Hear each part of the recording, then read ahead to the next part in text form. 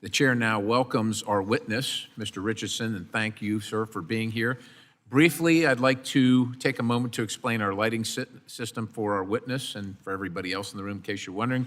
There are 3 lights in front of you. Green means go, yellow means you're running out of time, and red means to conclude your remarks. I would also encourage you just to make yourself familiar with where the microphone switch is, and have the mic up to your mouth so we can hear you. The chair asks unanimous consent that the witness's full statement be included in the record without objection. So order the chair also asks unanimous consent that the record of today's hearing remain open until such time as our witness has provided answers to any questions that may be submitted to him in writing without objection. So order the chair also asks unanimous consent that the record remain open for 15 days for additional comments and information submitted by members or the witness to be included in the record of today's hearing without objection. So ordered. As your written testimony has been made part of the record, sir, the subcommittee asks that you limit your oral remarks to 5 minutes. With that, Mr. Richardson, you are recognized for 5 minutes for your testimony. Chairman Perry, Ranking Member Stanton, Mr. Larson, and members of the subcommittee, thank you for the opportunity to testify today. I am the senior official performing the duties of the administrator of FEMA. Before I go on, I'd be remiss if I didn't recognize the tragic loss of life in New Mexico and Texas after the recent flooding. I was on the ground in Kerr County and saw the devastation firsthand. I'm a father, and my heart sank when I heard so many children perished in Texas. My heart goes out to all of those who have lost loved ones. That said, I'm honored to be asked by Secretary Noem to assume my current position at FEMA as we work to implement President Trump's vision of ensuring the American people get immediate, effective, and impartial disaster response and recovery.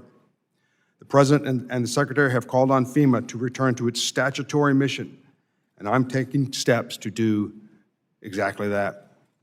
Consistent with their guidance, I have conducted a thorough mission analysis of FEMA and directed the agency to focus on 3 initial operational priorities: safeguarding the American people, return primacy to the states, and strengthen state, local, tribal, and territorial capability to respond and recover from disasters.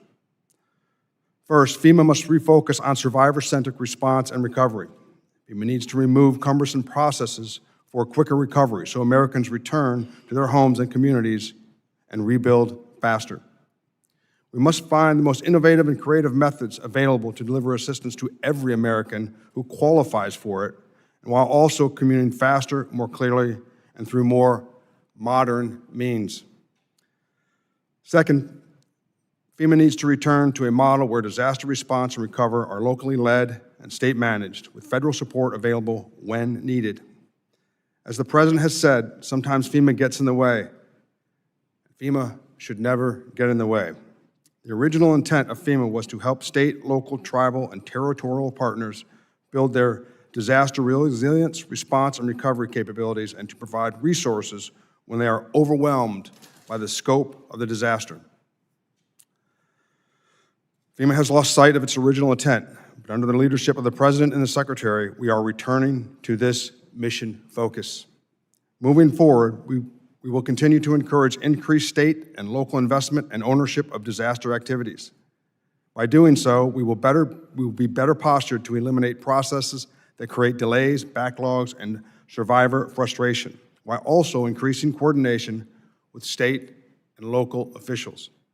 And third, we must bolster our partners' operational readiness to support our homeland for the risk of today, as well as the threats of tomorrow. This means returning authority and responsibility to the states and improving our programs and leveraging technology to deliver that support that communities and survivors need when they need it. The more we build our partners' resilience, the more prepared our nation will be. By emphasizing these operational priorities, we have narrowed FEMA's focus to what it should have been all along, making sure that resources are brought to bear to help communities on their worst day.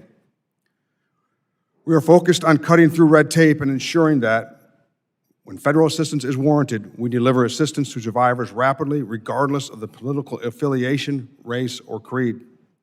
But these are just the initial steps. The President has appointed Secretary Noem and Secretary Hegseth to lead the FEMA Review Council, which is conducting a comprehensive review of the agency.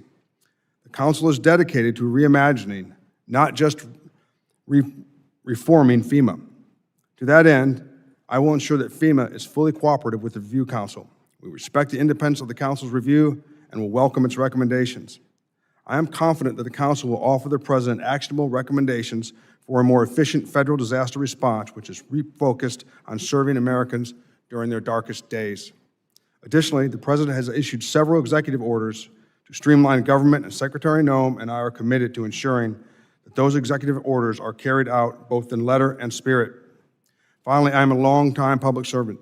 I served in the United States Marine Corps as a ground combat officer, leading Marines in deployments to Afghanistan, Iraq, Africa, and FEMA. And before FEMA, I served as the Assistant Secretary for DHS's Countering Weapons of Mass Destruction twice. As long as I am in this role, I will ensure FEMA remains singularly focused on the core mission. This subcommittee has an important voice in this process of change, and I look forward to working with the committee on the FEMA of tomorrow. Thank you again for the opportunity to testify today, and I look forward to your questions.